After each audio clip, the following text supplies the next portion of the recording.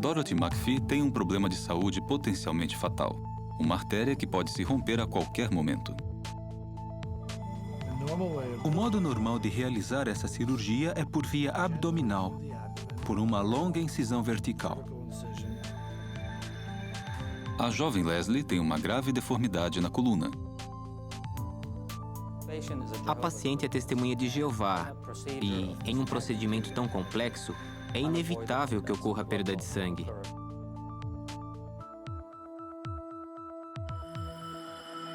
Ambas precisam de cirurgia. Mas elas têm crenças religiosas que colocam as transfusões de sangue fora de cogitação. A medicina agora fornece aos médicos estratégias alternativas para tratar com sucesso pacientes que, por várias razões, evitam transfusões de sangue. Essas novas estratégias logo poderão beneficiar todos os pacientes.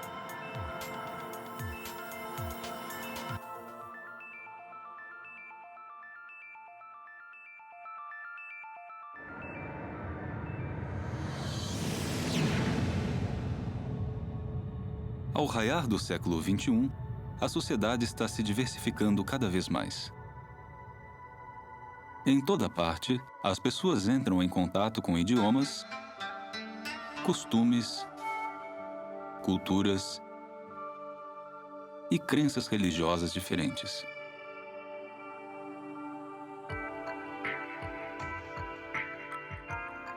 Adaptar-se a essas diferenças é um desafio para todos os níveis da sociedade humana.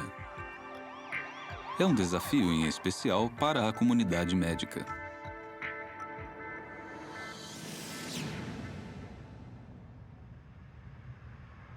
Vivemos numa sociedade pluralista e o médico tem seus valores pessoais, mas vai acabar se deparando com pacientes que têm seus próprios valores e sua própria posição em relação a determinados assuntos. Há muitas culturas no mundo que têm conceitos específicos que nós, da área de saúde, precisamos entender. Acho que o dever do médico não é apenas preservar a vida. O dever primário e mais importante do médico é respeitar o paciente. No passado, os médicos às vezes achavam difícil respeitar as necessidades de tratamento de um grupo religioso em especial, as Testemunhas de Jeová. Isso ocorria porque elas não aceitam transfusões de sangue. Essa foi a decisão mais fácil, porque eu não ia aceitar sangue em hipótese alguma. Ele disse, transfusão de sangue. E eu disse, não, não. Eu não poderia manter o respeito próprio se desse as costas para as minhas crenças e o meu Deus. E eu não ia aceitar transfusão de sangue. Sua posição de abster-se de transfusões de sangue foi muitas vezes mal entendida.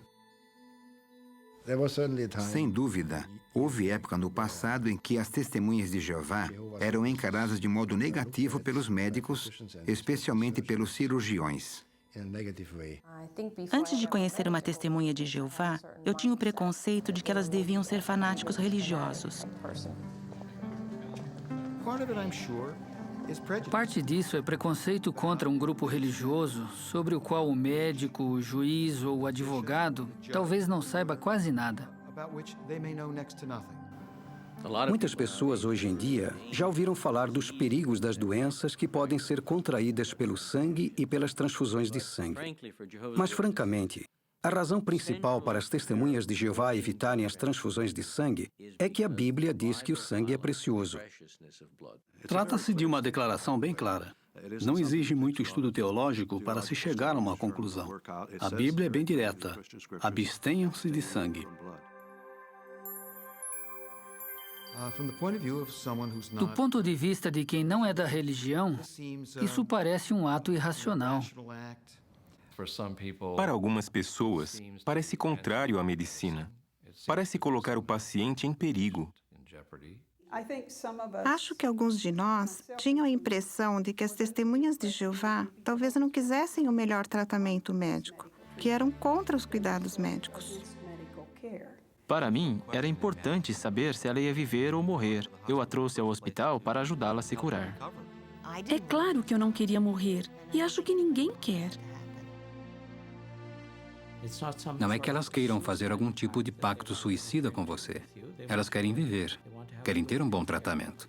E acho que é possível atendê-las. Entendi que elas querem o melhor tratamento médico, mas que o querem sem sangue. Acho que precisamos nos esforçar para acabar com a ideia de que as testemunhas de Jeová estão numa categoria à parte. Existem várias religiões. Todas têm algo com o qual você talvez concorde ou não, mas isso não vem ao caso. É um motivo religioso. Não é teimosia irracional. É uma crença religiosa. E assim como respeito às crenças religiosas de muitas outras religiões, acho que tenho de respeitar essa também.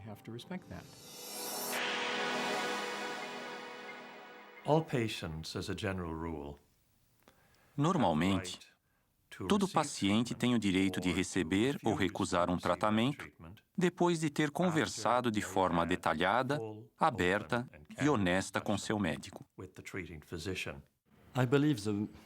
Acho que o elemento fundamental dos direitos do paciente é o direito à autodeterminação. Isto é, o direito que todo paciente tem de decidir o que será feito com o próprio corpo.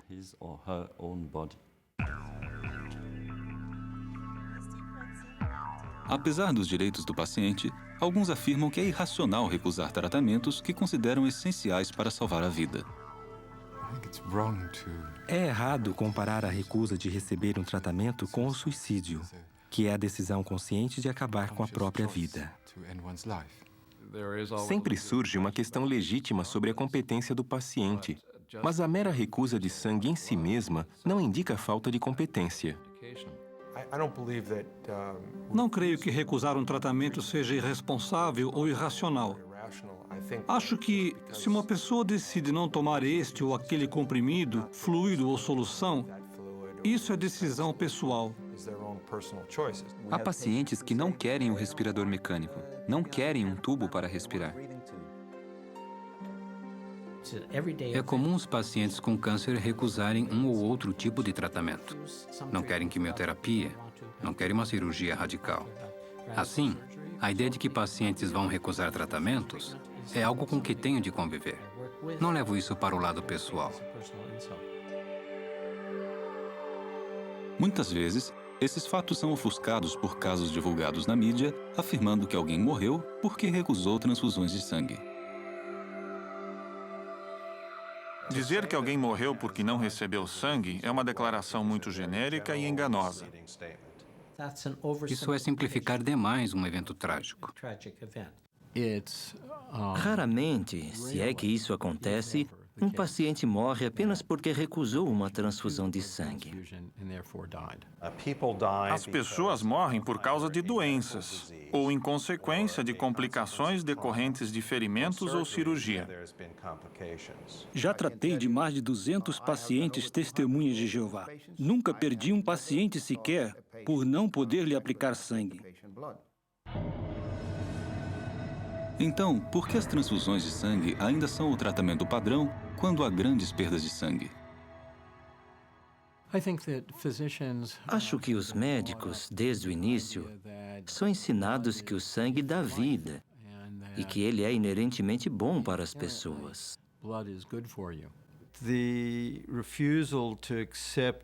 A recusa de aceitar transfusão de sangue incomoda e preocupa a muitos médicos, porque eles temem que, sem a transfusão, o bem-estar do paciente seja comprometido. Para entender plenamente por que os médicos se sentem assim, é preciso aprender um pouco sobre o sangue e por que se administram transfusões.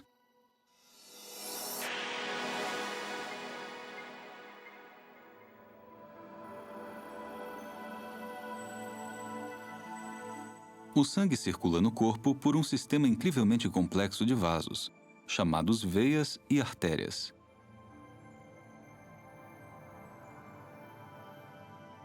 As artérias transportam sangue oxigenado a partir do coração, ramificando-se em pequenos vasos chamados capilares. Esses transportam os glóbulos vermelhos cheios de oxigênio para todas as partes do corpo. No nível celular, o sangue libera nutrientes e oxigênio e recebe dióxido de carbono e outros resíduos.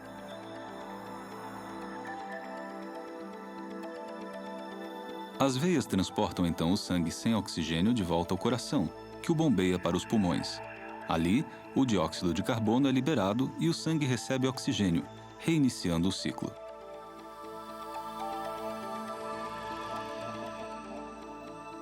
Esse ciclo é essencial para a vida. Sem sangue para levar oxigênio, as células morrem, o corpo morre.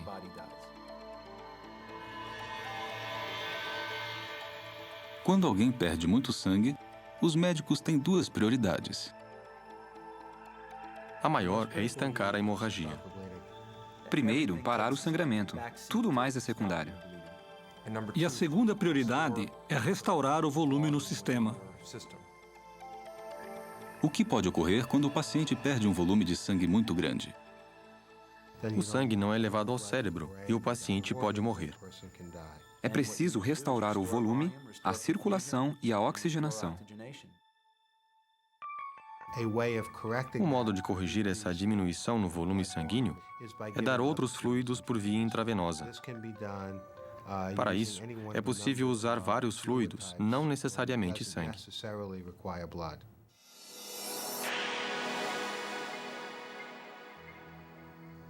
Cada vez mais pacientes preferem evitar transfusões de sangue por motivos pessoais. Se alguma vez você já perguntou a um paciente na véspera de uma cirurgia se ele preferia evitar transfusão de sangue, então sabe que a resposta é sempre sim. Eu diria que atualmente pelo menos 80% dos pacientes preferem não receber transfusões de sangue. As transfusões de sangue, tradicionalmente consideradas parte normal de uma cirurgia, hoje são encaradas como algo a ser evitado.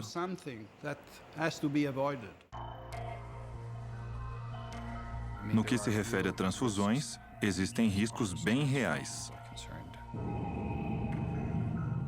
Há preocupações com patógenos transmitidos pelo sangue e, sem dúvida, com a AIDS.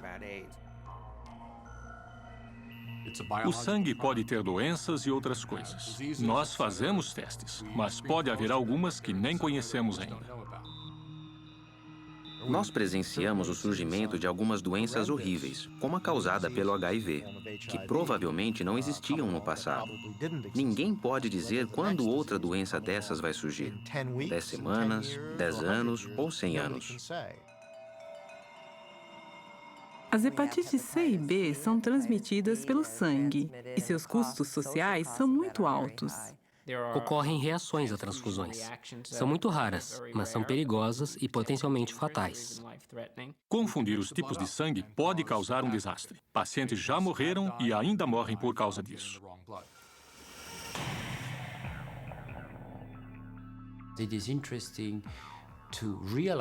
É interessante constatar agora, no início dos anos 2000, que as transfusões de sangue, até certo ponto, não cumprem o propósito a que se destinam. Ao longo dos anos, nos convencemos de que muitas das complicações que os pacientes sofrem após a cirurgia não são por falta de sorte ou de habilidade cirúrgica, mas são, de fato, complicações resultantes de transfusões. Essas preocupações levaram ao desenvolvimento de uma ampla variedade de estratégias alternativas. Tratamentos aceitos por muitas testemunhas de Jeová e por outros que também decidiram evitar transfusões. Elas podem ser agrupadas sob 4 princípios básicos. Estão envolvidos fatores anestésicos, o uso de certas substâncias e, sem dúvida, técnicas cirúrgicas. A técnica mais importante para controlar a hemorragia é evitá-la. Se houver menos sangramento durante a cirurgia, o resultado será melhor e, provavelmente, não haverá complicações. Precisamos evitar a perda de sangue. A idade não tem importância. Já operamos recém-nascidos e pessoas de 90 anos. Bem, um cirurgião que opera sem provocar muita perda de sangue quase sempre é um cirurgião habilidoso e cuidadoso. E o contrário também é verdade. Hoje, há vários instrumentos disponíveis para ajudar os cirurgiões a reduzir hemorragias. Há estratégias usadas durante a operação, por exemplo, o uso de eletrocautério em vez de bisturi. Se a hemorragia continuar, há técnicas de coagulação. A melhor, no momento, é o coagulador por feixe de gás argônio. Há instrumentos não invasivos que permitem ao cirurgião ver o interior do corpo, diminuindo as incisões cirúrgicas. Pode-se usar drogas e a aplicação tópica de produtos que ajudam a prevenir a perda de sangue. Agora há muitos métodos disponíveis, como o uso da cola de fibrina. Feita de frações sanguíneas, essa cola estimula a coagulação por contato. A cola de fibrina para tecidos humanos é muito útil, porque não danifica o tecido. Num paciente testemunha de Jeová, em que a perda de sangue é crítica, é preciso ser meticuloso para não perder nenhuma gota de sangue.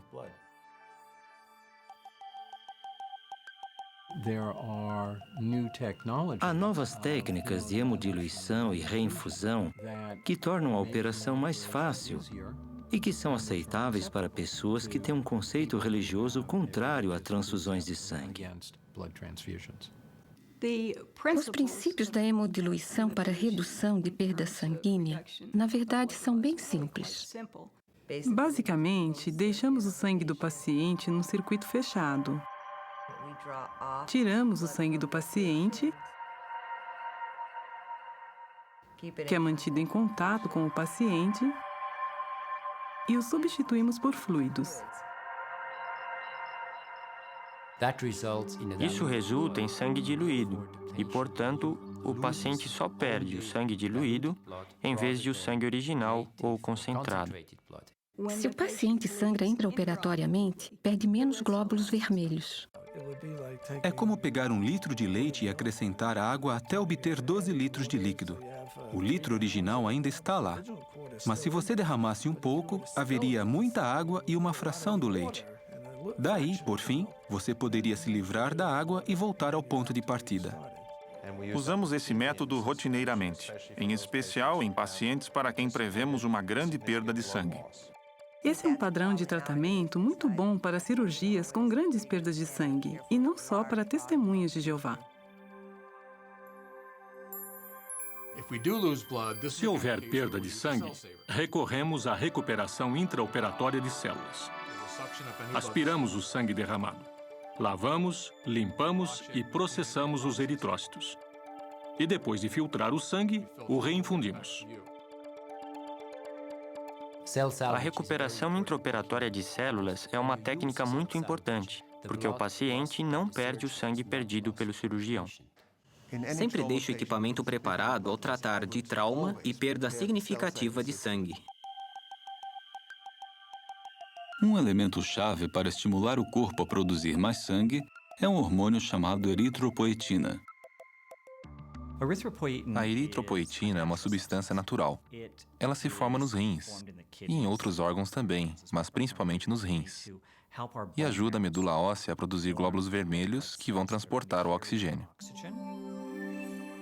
A produção de células sanguíneas acontece principalmente no externo, nas costelas, nas vértebras e na pelve. A eritropoetina recombinante estimula a produção natural de glóbulos vermelhos.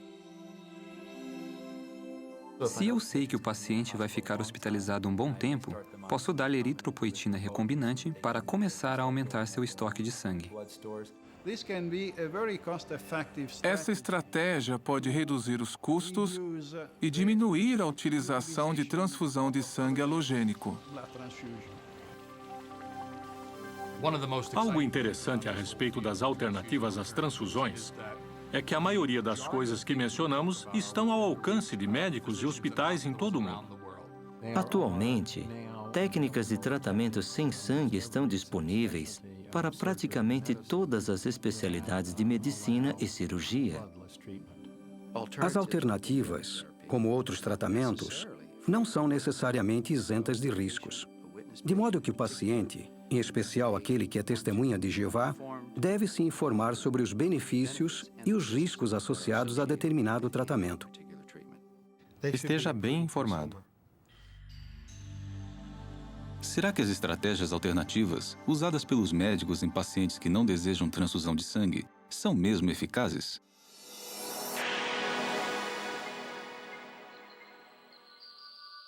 Leslie Lex havia acabado de entrar para o ensino fundamental quando ficou óbvio que sofria de uma deformidade degenerativa na coluna.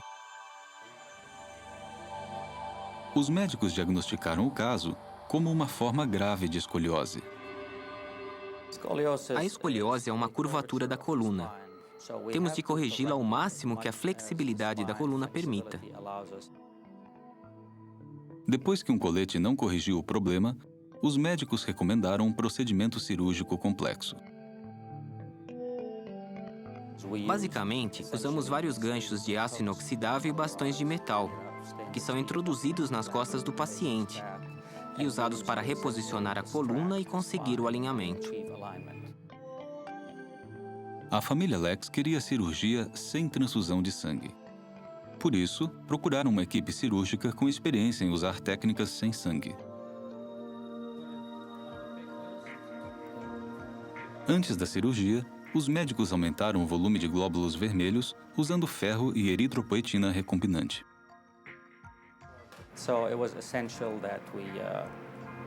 Era vital fazermos a cirurgia sem perda excessiva de sangue. Conseguimos isso usando duas técnicas: a recuperação intraoperatória de células e a hemodiluição. É mais seguro porque se trata do sangue do próprio paciente, que fica continuamente em circulação, de modo que não existe possibilidade de contaminação ou doenças transmitidas pelo sangue. A cirurgia foi um sucesso e não foi dada nenhuma transfusão de sangue. Em poucos dias, Leslie estava de pé, caminhando. Ela está feliz porque fica em pé. Ela diz: "Mamãe, estou quase da sua altura." Leslie usará um colete durante algum tempo, mas os médicos esperam que ela leve uma vida normal. Eu quero aprender a andar de patins e skate, talvez snowboard, coisas assim.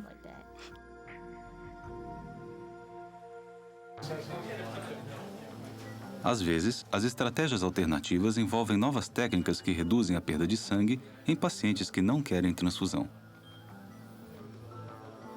Dorothy McPhee, de 75 anos, tinha um aneurisma aórtico abdominal, um problema potencialmente fatal que, em geral, exige uma grande cirurgia. O modo normal de realizar essa cirurgia é por via abdominal, por uma longa incisão vertical que começa na parte inferior do tórax e vai até a região púbica. É preciso trabalhar ao redor e por trás de todo o trato intestinal. A hospitalização vai de 4 ou 5 dias a uma média de 1 semana ou mais, desde que não haja complicações operatórias. Visto que Dorothy é testemunha de Jeová, seus médicos usaram uma técnica cirúrgica que diminui o sangramento. O que fizemos se chama cirurgia endovascular aórtica, especificamente endovascular, quer dizer, trabalhamos dentro da artéria. Pela artéria, introduzimos nossos cateteres, fios e todos os instrumentos que foram direcionados até o aneurisma. E daí pudemos visualizá-lo por meio de fluoroscopia, tecnologia que usa raios-x. Os cirurgiões introduziram uma malha de metal, chamada stent, para reparar a aorta dela, sem uma grande incisão cirúrgica que teria causado muito sangramento. Uma pequena incisão na virilha, toda a manipulação feita por aquela incisão, recuperação pós-operatória quase sem dor ou complicações. De volta para casa, em geral, em 24 horas. Todos ganham com isso. Me sinto ótima. Nem dá para acreditar. 2 dias depois da cirurgia, Dorothy recebeu alta e foi para casa. Ela se recuperou muito bem.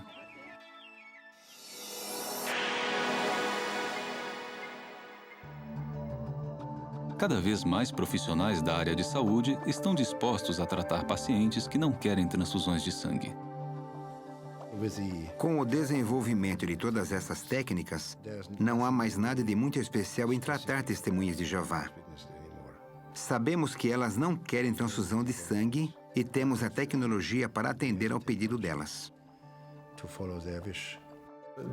A crença da pessoa que a faz recusar a transfusão deve ser uma parte mínima. Devemos nos conscientizar de que existe essa crença, e tudo bem.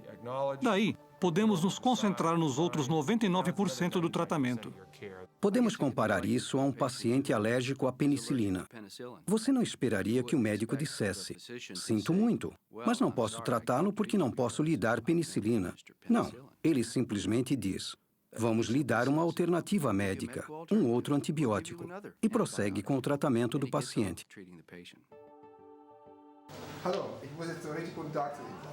Esse enfoque esclarecido do tratamento do paciente tem implicações interessantes para todos. Já que não podíamos aplicar sangue nas testemunhas de Jeová, vimos que não precisávamos aplicá-lo em muitas outras situações. Isso nos levou na direção correta. As alternativas à transfusão são procedimentos de boa qualidade, abalizados e seguros para os pacientes. É um padrão que deveria estar à disposição de todos os pacientes. O que estamos falando aqui vai acabar perdendo a relevância, porque a medicina e a cirurgia sem sangue vão se tornar tão comuns nos próximos 5 a 10 anos que já não serão mais novidade.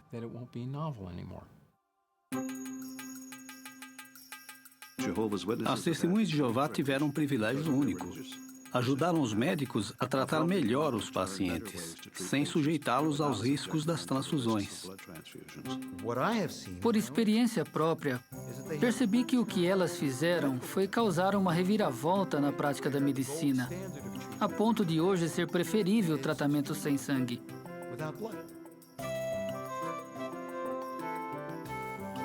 Atualmente, uns 100 mil médicos em todo o mundo fazem cirurgias e praticam a medicina sem sangue em qualquer paciente que não queira transfusão de sangue. Muitos especialistas concordam que, no futuro próximo, a medicina e a cirurgia sem o uso de transfusões de sangue serão o padrão de tratamento para todos os pacientes.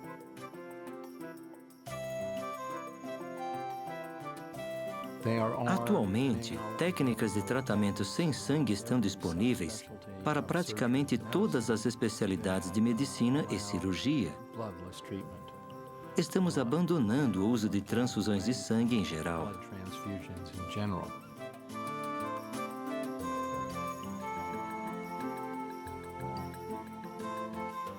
É incomum um cirurgião cardíaco não gostar de usar sangue. Mas eu fico orgulhoso quando o paciente sai da sala de cirurgia sem ter recebido transfusão.